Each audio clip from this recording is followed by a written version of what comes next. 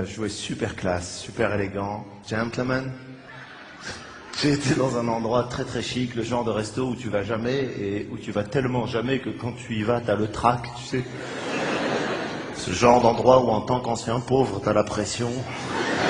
Oui, je préfère ancien pauvre que nouveau riche.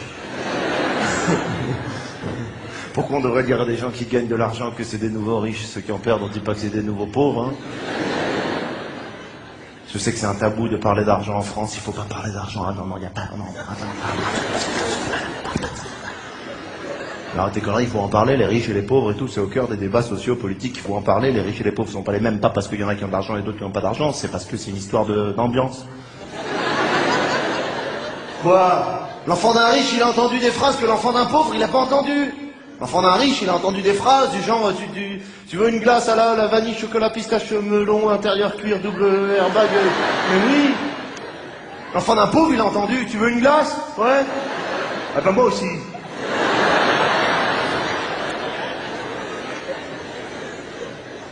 Bref, j'arrive dans un restaurant tellement chic, tellement classe, que personne ne parle. Tu connais ces endroits? À mon avis, c'est tellement cher que les gens, ils sont bloqués. Il n'y a pas de tape 5, tu connais la meilleure, la rigolade. Non, même les rires des gens, c'est des rires à 130 €, genre...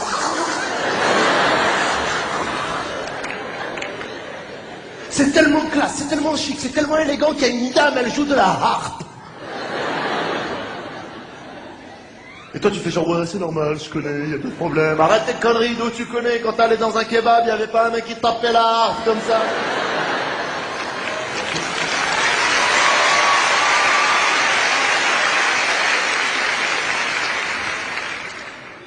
On est arrivé pour s'asseoir, le mec nous a tiré la chaise. Mais dans ces restos, non seulement il te tire la chaise, mais aussi quand tu fléchis les genoux, il te la repousse. J'ai jamais compris ce truc, ils veulent coïncider exactement le moment où tu vas t'asseoir avec l'atterrissage de... Putain, mais tu crois que je sais pas qu'il faut fléchir pour m'asseoir ou quoi? Moi ça m'énerve tellement que le mec, tu sais, je fais semblant de m'asseoir, je lui fais des petits coups de vis, je fais comme ça. Alors l'autre, il est en Jeux Olympiques de la chaise, hein, il est comme ça, il dit, oh putain, c'est quand qu'il va s'asseoir là, qu'est-ce qu'il me fait? Laisse-moi tranquille.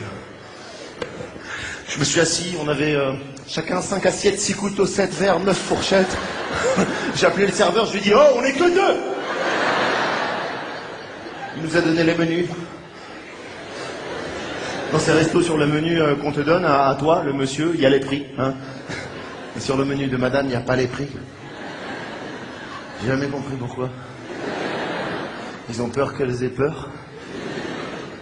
Alors toi, t'as les prix, t'as la réalité en face.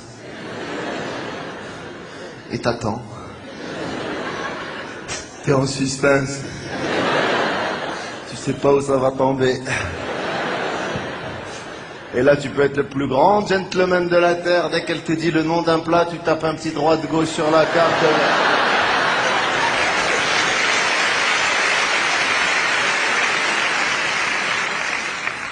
Quand le mec te dit ce que tu vas manger dans ces restaurants, je te promets, t'as l'impression qu'il joue dans une pièce de théâtre.